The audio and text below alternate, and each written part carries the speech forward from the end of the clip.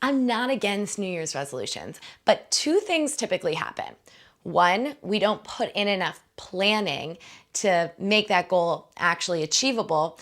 And two, we're seeking instant gratification. And if we don't have that instant gratification, we give up pretty quickly. Today's video is going to be a little bit different because we're heading into the new year. So I want to talk a little bit about goal setting. Subscribe to my channel and press that like button if you want more videos like this. When I was freshly out of college, I had absolutely no idea what I wanted to do with my life, how I wanted to spend my time. I didn't feel like I had any hobbies. My friends were all moving away and I was just feeling really lost. Deep down in my heart, I knew I always wanted to start a business around fitness, but I didn't always know the steps to get there. It wasn't until 2018 when I was feeling super burnt out in a job that I thought was my dream job. My friend sat me down at a coffee shop and she handed me a passion planner. She walked me through how to roadmap my goals and how to make them achievable, bite-sized chunks. Ever since then, I've been building my business around creating fitness programs and training people how to teach fitness classes, which was exactly what I wrote in my journal fresh out of college. Once we become very intentional about how we set goals, it's going to be so much easier to create a clear path to get there. I like to set goals in 4 different categories to feel a balanced life.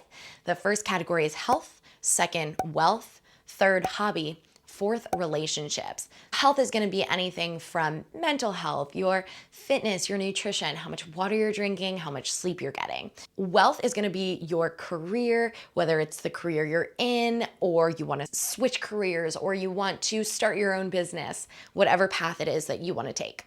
Third, your hobby. This is something that makes you feel like you have fun outside of your career, something that you just enjoy doing for you that you don't necessarily need to share with anyone else.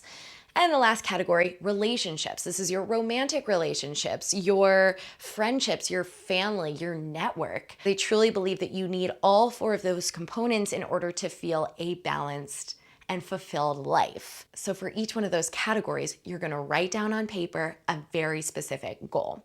For example, for health, I want to work out 3 times a week and I want to plan my meals for the week on Sunday so that there's no guesswork into what I'm eating for dinner. I keep them pretty broad so then I can create different paths to get there. If I want to work out 3 times a week, I need to create a plan. I need to have a program that I'm going to show up to, something that is going to hold me accountable to actually do it.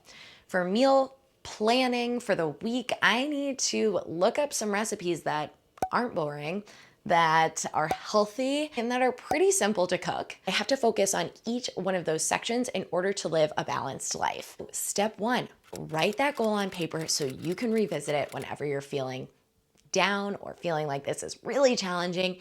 And step 2, write down exactly why it's important that you achieve this goal. So for example, if you're interested in becoming a fitness instructor and it's something you've always wanted to do, you write that down as your goal. Step 2, why is it important to you? Maybe it's important to you because you want to connect with your community on a grander scale. You want to bring joy into people's lives. You want to share your joy of movement with your people. There are 4 different journeys of a goal. First, you can set a goal and you can achieve it in the time that you allotted. And that, my friends, is very freaking rare. If you do that, thumbs up to you, you're a badass. Number 2 is that you set that goal and then it might take 6 months to a year longer than you intended. Another path of your goal is that you have to pivot it. Something happens, something changes, that the original path you created for it no longer works. And that's okay too. It's going to cause a lot of emotional distress, but it's not impossible. And the last path of your goal is that you just full on give up because it's either too hard, that instant gratification didn't come, it doesn't fit perfectly into your lifestyle, whatever the case may be. It's actually really easy to just give up on a goal, but you're not gonna feel fulfilled if you give up. You're gonna have some really high moments where you're like, I am crushing these goals. And you're gonna have some really low moments where you're like, I just don't know what the next step is. I don't wanna do this anymore. Before even creating the next steps to reach that goal, you need to write down why. There is so much more that goes into how to map out your goals, but this was a pretty brief video. If you liked this video and you want more like this, subscribe to my channel and leave a thumbs up on this video so I know that you actually really enjoyed it and watched it. I will come on next week and talk about specific strategies for achieving those goals and not giving up.